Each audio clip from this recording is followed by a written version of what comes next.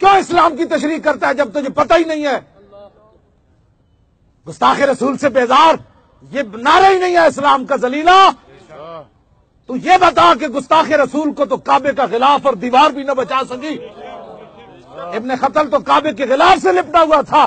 صحابہ نے اس لیے نہیں کہ صحابہ کو نہیں مارنا چاہتے تھے، صحابہ نے دوبارہ یہ سوال کر دیا کہ یا رسول اللہ اب فرمائیں، ایک طرف کعبے کی دیوار ہے، ایک طرف کعبے کا غلاف ہے، اس لیے پوچھا۔ لوگوں نے کہنا تھا قیامت تک سوال وہ بھی کرنا چاہیے، جیسے ان کی مصنوعات کا بائیکاٹ، یہ بائیکاٹ تو یہ بھی بارہا درست ہی ہوتا ہے، لیکن مطلب یہ ہوتا ہے عموماً عارضی، پھر بھول بھال جاتے ہیں۔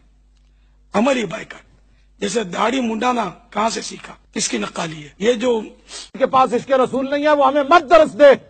اقبال کہہ گیا نہیں ہے تو ذلیلہ مانگ۔ ہمارے گھاٹے کیوں جو ہے وہ باتیں کرتا ہے؟ امن کمن کے بچے مجھے بتا، خالد بن ولید کی تلواریں کتنی ٹوٹی؟ امن کے لیے ٹوٹی۔ خالد بن ولید کے جسم پر ایک بالش جگہ نہ بچی، بتا ذلیل کے بچے وہ امن کے لیے تھا۔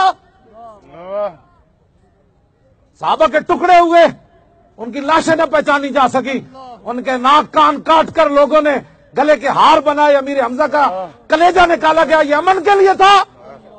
تو کیوں اسلام کی تشریح کرتا ہے جب تجھے پتہ ہی نہیں ہے؟ گستاخ رسول سے بیزار، یہ نعرہ ہی نہیں ہے اسلام کا ذلیلہ۔ تو یہ بتا کہ گستاخ رسول کو تو کعبے کا غلاف اور دیوار بھی نہ بچا سکی۔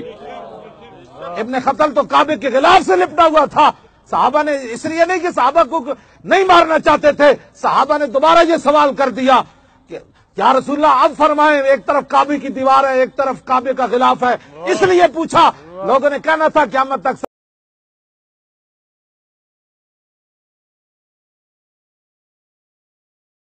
مولانا الیاس اتاری کے خادمین کی جانب سے تاریخ لبیک یا رسول اللہ کے کارکنوں کے لیے لنگر کا ہدیہ یہاں پہنچا دیا گیا ہے۔ لکھا سلام جی سارے میں جناب۔